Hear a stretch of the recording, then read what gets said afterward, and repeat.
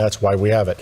I want to bring in constitutional attorney, Victory News contributor Rick Green. Rick, as we're looking at a couple of these stories, I want to point out something here. We said yesterday that a judge in Georgia is now going to look at that election there.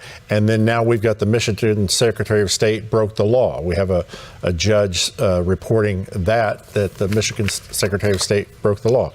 Now what?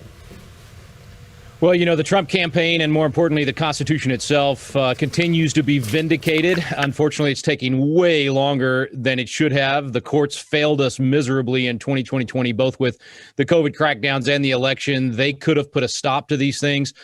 This Secretary of State should have been stopped. The one in Pennsylvania should have been stopped. The one in Georgia should have been stopped. They were making up law on their own without any authority under the Constitution, either the U.S. Constitution or their state constitutions. In fact, what they did was in direct violation of their state constitutions and state statutes. And just now, you know, here we are 5 months after the election, we're finally getting some rulings that show that what they did was wrong. And people are going to ask, well, but how do you right it? How do you correct this? Well, one thing that needs to be done, I think these Secretary of States need to be prosecuted. There are a lot of violations in Michigan law, both felonies and misdemeanors, for monkeying with the elections, for messing around with this.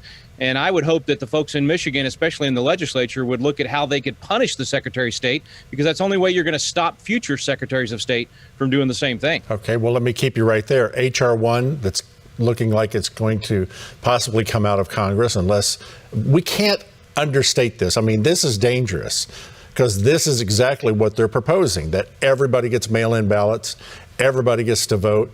It can last for days and weeks on end after the election. This is what they want to make every state have to abide by. Yeah, it's complete destruction of the voting process. It takes away all of the checks and balances, the corrective measures to prevent fraud, to stop people from cheating.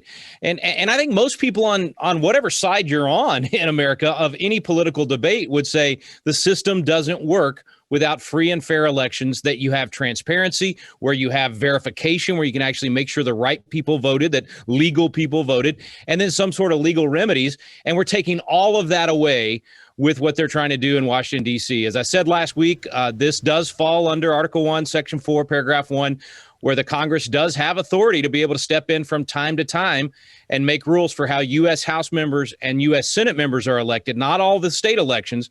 So I think I think legislatures across the country are going to have to direct their secretaries of state to have two different elections now if this passes in Washington. Otherwise, the corruption will not only be on federal elections, it will spill over into state elections. No one's ever done that before, but that may be the only recourse temporarily while we work towards a constitutional amendment to strip this power from the Congress and make sure that the states are the ones directing their own elections. Right. I think I learned this from you. Thomas Jefferson referred to the federal government and dealing with the states as a foreign entity. And very interesting. As the situation at the U.S. border with Mexico worsens, by all accounts, President Joe Biden finally offered a message to migrants, and he said, "Don't come." The president said that during an interview with ABC News hosted by former Clinton administration official George Stephanopoulos. According to the New York Post, as of Sunday, more than 4,000 illegal immigrant children were being held by Border Patrol. CBS News said that number is closer to 13,000 children in custody. Along with reinstituting the Trump administration's canceled catch and release into the U.S. program, the Biden administration also terminated the Remain in Mexico policy. That requires asylum seekers to stay in Mexico until their situation was reviewed by the U.S. courts. Just a short time ago, Greg Abbott held a news conference here in Dallas, and the governor of Texas is clearly frustrated as he talks about the Biden administration's plan to house up to 3,000 teenage boys at the convention center in Dallas. These teens were just apprehended in the last few days as they tried to cross the border from Mexico. Let's take a listen. Let me begin with this.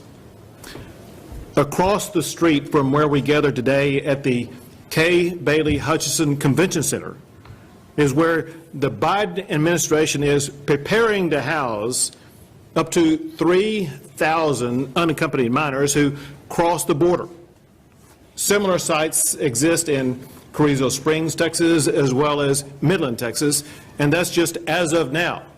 The way that we see the number of unaccompanied minors crossing the border, there's every reason for Americans to expect the number and size of those sites to continue to increase in the coming days. These sites are a direct result of President Biden's reckless open border policies that are causing a surge in border crossings and cartel activity. The administration has yet to provide answers that Texans deserve. How long will these children be here? What countries have they come from, and what COVID variants have they been exposed to? Are they being tested for COVID, and if so, how is the administration handling those who test positive? And we heard earlier this week that the testing is being done by local municipalities. Earlier this week, we heard from the House Republicans who visited the U.S.-Mexico border on Tuesday. That is what Republican senators had to say as they targeted the Biden administration for the surge in unaccompanied minors at the border. Listen to this. Folks, let's make no bones about it. There is a crisis at the border. This is not just a big problem. This is a crisis at the border, and a number of my Senate Democrat colleagues acknowledged that in the Senate Armed Services Committee this morning, that we have a crisis at the border. The number of unaccompanied minors has tripled at the border over the past 2 weeks. The border was secure, and what's happened in the last 6 weeks? People are flooding across the border. And the administration is responsible for that, but they also have the tools to stop it. Joining us now is David Harris Jr. He's an author and social media influencer and host of the David Harris Jr. Show. Welcome, David, to Victory News. Thank you for being with us today. Absolutely. My pleasure, Greg. Great to be here. We look at all of these stories and we've got so many children. I'm talking like little ones, a year old up to 17 and 18 years old, and they have no one with them. And they're brought in here. This looks ripe for, I'm going to be real blunt here, sex trafficking, gang influence, because these people, what are they going to do? They're going to be behind when we put them in schools, and they're here, and this has to land at the feet of Joe Biden. Am I wrong? No, you're not wrong. It's absolutely 100% all problematic by Joe Biden. It is his border crisis. We didn't have these issues before the election, even up through January, until Biden took office and immediately began signing all those executive orders. You've covered the ones that Biden has rescinded, that Donald Trump put in place. The Jen Psaki, the White House press secretary, she refuses to call it a crisis. My question always goes back to the American people. You know, the American people, a large percentage, at least 60 to 70 million, they say 80 million voted for Joe Biden. I personally don't believe that. But even if 60 or 70 million, how many of those people are believers, and how many people voted for Joe, and then why? I think we're getting exactly what so many believers needed to see. We needed a wake-up call. We needed to understand that Orange Man's not bad just because the mainstream media says he is. It was his policies that he put in place. He was pro-life. He was pro-America first. He was pro-national security, and our border security was a big part of that. And he was handling those things amazingly well. And yet a lot of believers still, they just say, well, I can't vote for him because of this, that, or the tweets or whatever. His policies worked. And right now we're getting a taste. We're getting a real understanding of what it means to have a Biden-Harris administration. Right. Yeah. China is growing the military there. We've already started fighting again in the Middle East, but there have been no angry tweets. We do know that. I want to show you a photo very quickly here. This was given to us. If you could take a look at that, this was given to us by a sheriff there in Arizona. And that is that guy who's carrying one of those scary black rifles. That is a cartel member who's in our country who came in. So we don't know who's coming in here, do we?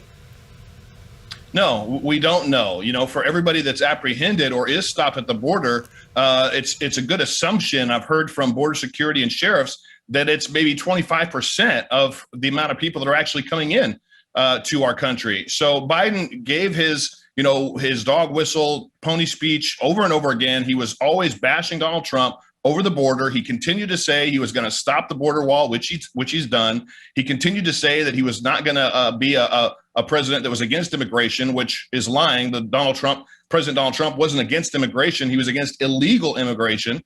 And so he was on a campaign trail for illegal immigration. The president of Mexico even said he's the migrant president. And the ones that are winning out of this, unfortunately, are the cartels. They know how to exploit the system. They know how to get most of our forces that are watching the border to go pay attention to one section while they traffic their drugs or people, children, into our country. It's absolutely horrific what is happening. And the sad part, Greg, is that we're not even 2 months into the Biden administration. Well, that's encouraging. Thank you so much, David. We'll be back with you in just a moment. Mike, let me pitch it to you for more of the news. Greg, President Joe Biden's Help Is Here tour is underway, but if you blinked, you might have missed it. Important folks are right there. As I said, they turn us down just a little bit. This is a great outfit. This is a union shop. These are people that make work like the devil, and they can make a living wage, a decent wage. But 300,000 Pennsylvanians lost jobs. 300,000. And in Delaware County alone, just in 2020, 19,000. And Joe Biden on Tuesday kicked off his tour of the nation intended to promote his just signed $1.9 trillion COVID-19 stimulus bill. The president spoke for roughly 3 minutes. That's it, to a group of business owners from Chester, Pennsylvania, with almost no mention of the massive spending bill before being whisked off before reporters could ask any questions. Biden then spent the night in his home in Wilmington, Delaware, his fourth overnight there since taking office in January. And as media outlets wondered in almost disbelief that Joe Biden has yet to hold his first White House press conference since taking office, a more than 100-year-old record. That is, we now have some news about that. The Biden administration press secretary Jen Psaki announced on Tuesday Joe Biden will be holding his first formal press conference with the media on Thursday, March 25th. Now, according to the New York Post, it is unclear how many reporters will be invited to attend and if Joe Biden will call on a pre-prepared list of journalists. The 78-year-old president is known for his gaffes when he goes off script. Well, a new poll has found less than half of U.S. voters think Joe Biden is fit to hold the office of the presidency. The Just the News poll with Scott Rasmussen. People were asked about a series of recent gaffes by Biden and if they impacted his fitness, if they think it impacted his fitness for office. 47% said they thought Joe Biden was fine and fit for office and the gaffes didn't really bother them. But 40% said they were concerned President Biden is suffering from some sort of condition that contributes to those gaffes. One of those gaffes was Joe Biden recently not being able to remember the name of his Secretary of Defense. Scott Rasmussen reportedly argued that the numbers are more a reflection of the great partisan divide than anything else. And after weeks of nonstop chatter from congressional Democrats about their wish to end the filibuster, Senate Minority Leader Mitch McConnell has had enough. This chaos would not open up an express lane to liberal change. It would not open up an express lane for the Biden presidency to speed into the history books. The Senate would be more like a 100-car pileup. The Kentucky Republican defended the procedural filibuster that requires 60 votes to consider a bill after number 2 Senate Democrat Dick Durbin of Illinois called for its elimination, saying the filibuster is a weapon of mass obstruction. McConnell went on to threaten that if Democrats tried to eliminate the filibuster, that Senate Republicans would do every other rule that they have to make sure that tens of millions of Americans have a voice in the Senate. And when in doubt, it seems like the Democrats' default option is to spend. And spend is exactly what they'll look to do with their latest attempt to push through a Green New Deal, masquerading as an infrastructure bill. The bill, while unlikely to reach Congress before the fall, is expected to have a price tag just north of $2 trillion. And while the cost itself is prohibitive, the real issue comes from a lack of desire to work with Republicans on the issues that are actually covered by the bill. According to House Transportation and Infrastructure Committee Chairman Peter DeFazio, well, most of the spending would go toward upgrading the nation's roads, bridges, and public transit systems. There are large portions of the bill that would be designed to cut down on America's dependence on oil, including a mandate to upgrade governmental vehicles, both federal and state, to convert to an all-electric fleet. Greg, back to you. Thanks, Mike. Let's bring in David Harris Jr. and Rick Green. Rick, I want to go to you here real quick. Filibuster. If they get rid of the filibuster, I know that's a bad thing, I think. What is the filibuster? Well, let me first point out the hypocrisy once again that the same Senate Democrats that are now calling it a weapon of obstruction have defended it when they were in the minority. So it's like the intellectual honesty is just gone in debate in Washington, D.C. Look, I've been consistent on this my whole life and throughout all of our Constitution classes over the decades that I actually think the way the filibuster is used right now is wrong. I think it's wrong for 41 senators to be able to dictate the agenda in the Senate. Now, that hurts me right now because I don't want to see the left be able to dominate in the Senate. But when Republicans were in charge, when Democrats are in charge, I just think the filibuster as it's being used gives too much power to the minority. I think it should be the Jimmy Stewart day. Mr. Smith goes to Washington where you got to stand there and talk as long as you can and pass out on the floor. That's the kind of filibuster they ought to allow. So I'm on, conservatives are not going to like me saying this, but I frankly think I have to be consistent and say the filibuster is not good for a true representative government that allows the majority to rule. But it is totally hypocritical for them to now say that they want to get rid of it only because it's a 50-50 split in the Senate and they need to get rid of it in order to cram down their leftist agenda. They don't have a majority. It's a 50-50 split. They just have a vice president that's willing to go along with them on this. But that's the background on the filibuster. Okay. David, I want to bring you in this. I remember Joe Biden saying when he did that speech a few weeks ago, a few nights ago, he said that we need to have faith in the United States government. And of course, when he said that, something went off in me. I said, no, we have faith in this. We have faith in God. We have faith in the Bible, not the U.S. government, because we see this hypocrisy with them all the time. As a believer, what's the answer? Well, it's exactly what you said. We're supposed to have faith in God first. We're a Christian nation. We're founded on Judeo-Christian values. The founding fathers actually crafted so many attributes of the Father, of the Creator, being the supreme judge and ruler into our Constitution. The freedoms that we have, our inalienable rights, they come from God first, and that's who we should worship, and that's who we should have faith in. And I know my last segment, I kind of threw a shot over the bow to all believers, but the punchline to that is we need to all come back to faith in God first, especially right now when it looks like we cannot have faith in our government. Yeah, you're absolutely right. Thank you for that. Mike, I want to pitch it back to you before we wrap up today. Greg, taking big tech to task, dozens of groups in a letter to state attorneys general are asking for an investigation into whether companies like Twitter, Facebook, Google, and YouTube are in violation of each state's consumer protection statute. Now, the letter points out that conservative speech is under attack and that big tech companies are not neutral as they claim. In an interview with CBN News, Dan Gaynor with the Media Research Center says that by these companies claiming to be neutral and acting in an opposite manner, it could be a violation of local laws. And Gaynor went on to say waiting for the Biden administration with its strong ties to big tech to do something is likely a waste of time. So if the feds aren't going to take action, the next line of defense would be for state governments to do so. Now, according to Brent Bozell, who authored the letter, 19 states are currently taking action to rein in big tech. Greg. Thanks, Mike. I want to bring David Harris Jr. in here before we go today. You are in media, and you have the David Harris Jr. show. You're familiar with cancel culture and being called names. What do we do? Oh, yeah, quite a bit. Since my very first video went viral, I didn't have a public platform. I just had 1,500 friends on Facebook. It was after the third debate between Trump and Hillary that I saw him standing up for the lives of unborn babies and being that champion. And I just got to tell you, as a believer, that's where the crux is for me. If it's off in somebody's moral compass, whether or not we should be dismembering or harming unborn babies, then what else is off in their moral compass? So I've been called every name in the book because as far as the woke-topian left goes, I don't exist. Black conservatives don't exist. We are a very small minority. But I talk about all that and a lot more in my book, Why I Couldn't Stay Silent. They tried to cancel me over that. You can get it at davidharrisjr.com. And I go into why I championed the values that I did and how I overcame it, and I'm still here. Well, David, I thank you so much for that. And I encourage people to go to your websites right there on the bottom of the screen, davidharrisjr.com.